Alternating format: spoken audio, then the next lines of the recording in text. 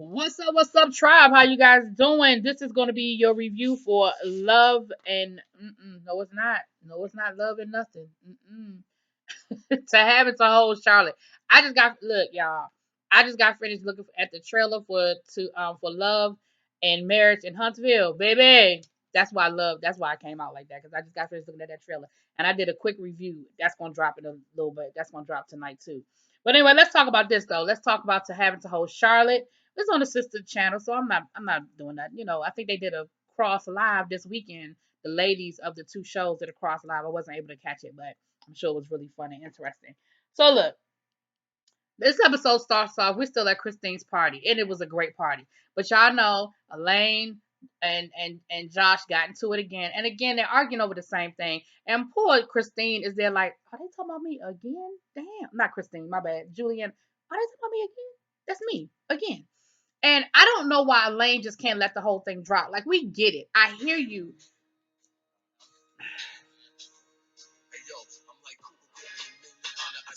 Hold on, y'all.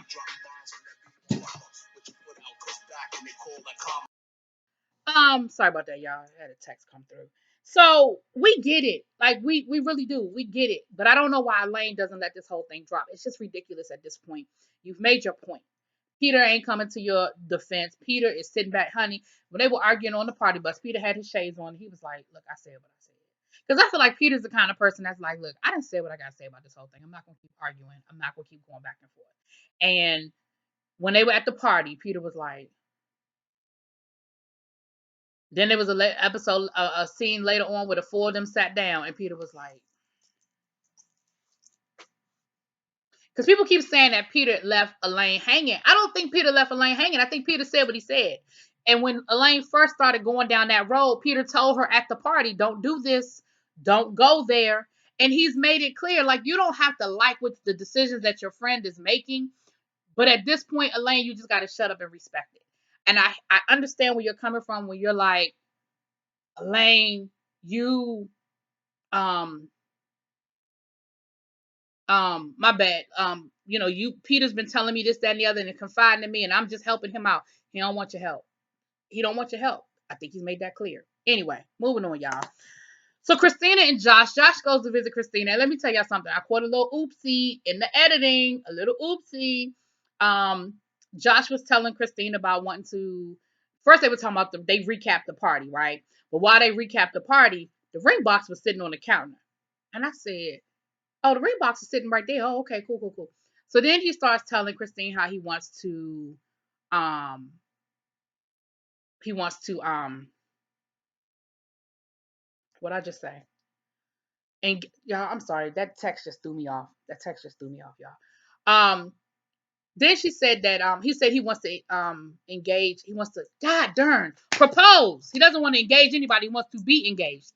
He wants to propose to Peter.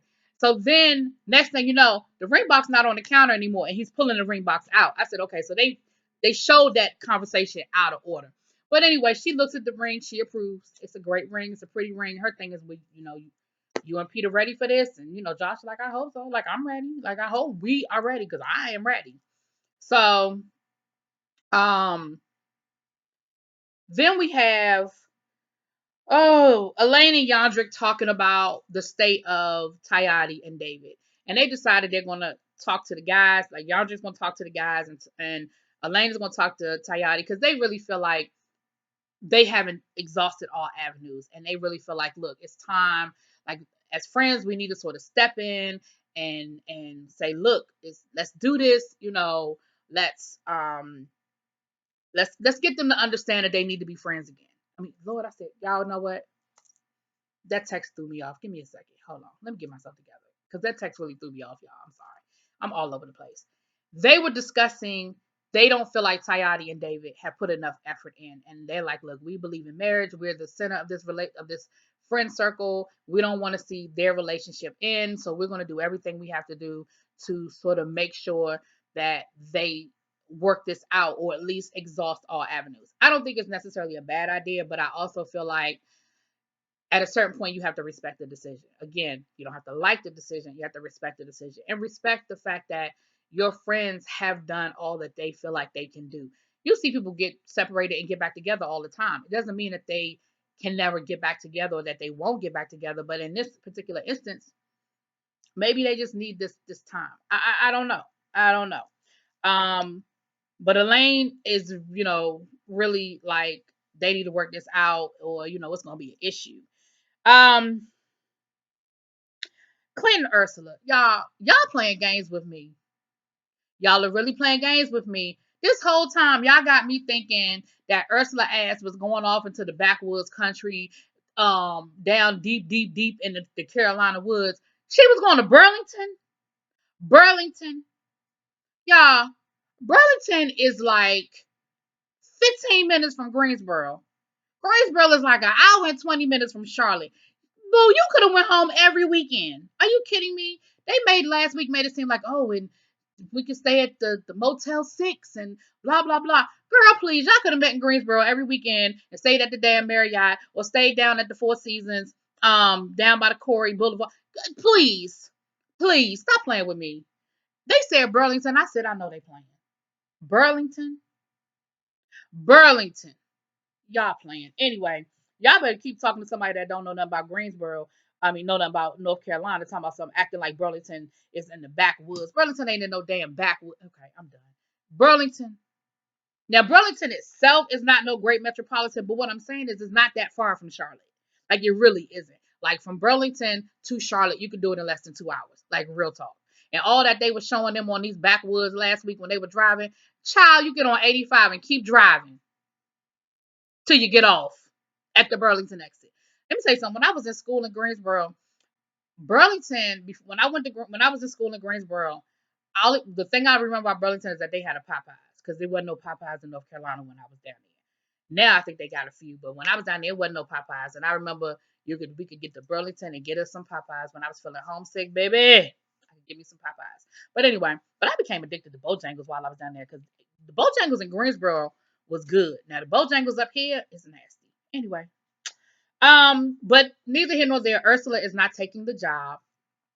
Um, she said some things just wasn't right with the contract, and Clint is happy about it. And Ursula is irritated because she's like, why are you not happy for me for the things I'm trying to do to better myself, to forward my career, to be in a better place? Like, why are you not happy about that? And he's like, look, basically, he's like, because I don't understand the issue. Like, why do you want to move away? Because now she's talking about, well, that's in a later conversation, but I think she's talking about other opportunities later on in Nebraska and in Green Bay. And he's like, that's even further than North Carolina, which is significantly further. I mean, one of them was even at a jail. I understand what Ursula wants to do, but I also feel like she can find a better opportunity a little bit closer. You should have took the damn job in Burlington because for real, Burlington, it's not that far. Y'all tripping. Y'all playing with me. For real. Playing games. So we have to sit down between Josh, Elaine, Peter, and Yandrick, and nothing is resolved. At the end, they do hug, but let me just say this: they went round and round. I'm not going through that because we'd have had 3, 4 different conversations, and they saying the same shit. And once again, Peter had to let Elaine know, look, I'm good.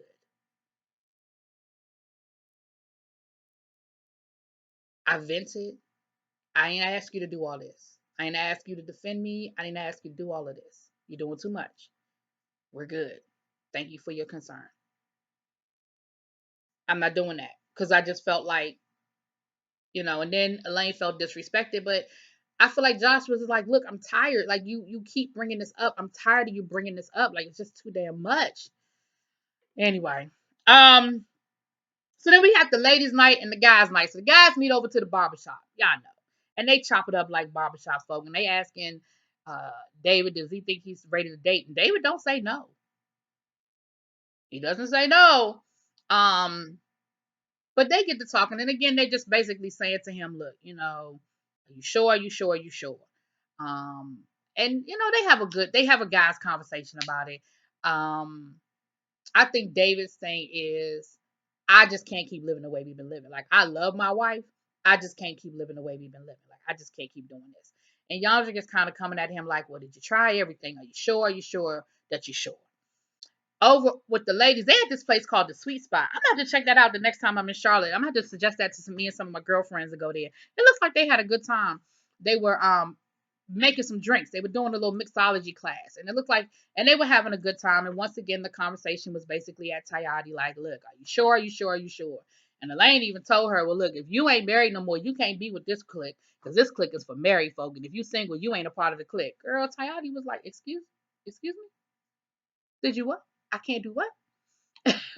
And Elaine was like, "Look, I'm just saying, like this clique for married folk. You gonna be on the level." And Elaine went on to say how she doesn't have married. I mean, she doesn't have single friends. Like she does. That's not what she does. She don't have single friends. And Tayati was like, "Yes, you do." Elaine was like, "No, no, I don't do that. I don't do that. Just a couples thing. That's how I roll. I keep married folk in my circle." And again, they went through the whole "Are you sure? Are you sure? Are you sure?" type thing. And Tayani ain't really sure. We saw a scene where her and the boys, they were having family night and they were playing chess, and she had to step away because she was getting emotional because she was like, "Is this the last time we're going to do this? We've been putting off talking to the kids because we've really been stalling. We really don't want to have that conversation with the boys." And I get it. I get it. It's a lot to that. They gave a whole metaphor about playing chess, which that's a great game to teach kids. And David let them know, look, the queen is always on top. The queen, if it weren't for the queen, we couldn't keep going. This world would cease to exist without a queen because the queen is what makes the next generation. And Tayati got really upset and she went to go talk to a friend and she was saying she's just feeling really guilty and she's just really upset by this whole situation. And so I just feel for them. I mean, it's hard to see people, and I don't know enough about them to know what has or hasn't gone right or wrong, but I do feel for them. I just feel really bad for the whole situation for them, to be honest with you. Ursula and Clint, I already kind of talked about that. And Ursula gets really irritated with Clint because Ursula is like, I don't understand why you're not supporting me in this. I just don't get it. And Clint's like, don't we have a good life the way it is? Like, I take care of you. And that was what it was. She was like, see, that's my issue. And again, Ursula seems like a very independent woman and is like, look, I played my role. I did what I was supposed to do. Now it's some me time.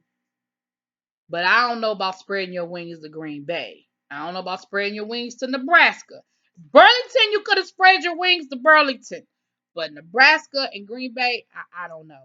I think Ursula and Clint are gonna be okay. Clint is he just ain't trying to let go of that. He was like, I ain't trying to do no phone sex. I want my regular sex. I want to see my baby. I want to sleep in the bed with my wife. And I don't think he's asking for a lot, but I do understand what Ursula is trying to do. And I understand that she feels like the opportunities are not won't come to her in Charlotte. Um, but I think you can find something that is going to be conducive to both of you. I don't know for certain. But I also understand what she said about her not.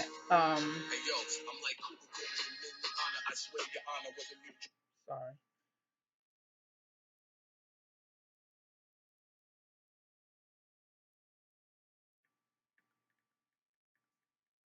Sorry, y'all. I've been very rude through this whole review, but I'm trying to get this review out because I'm about to walk out the door. Um.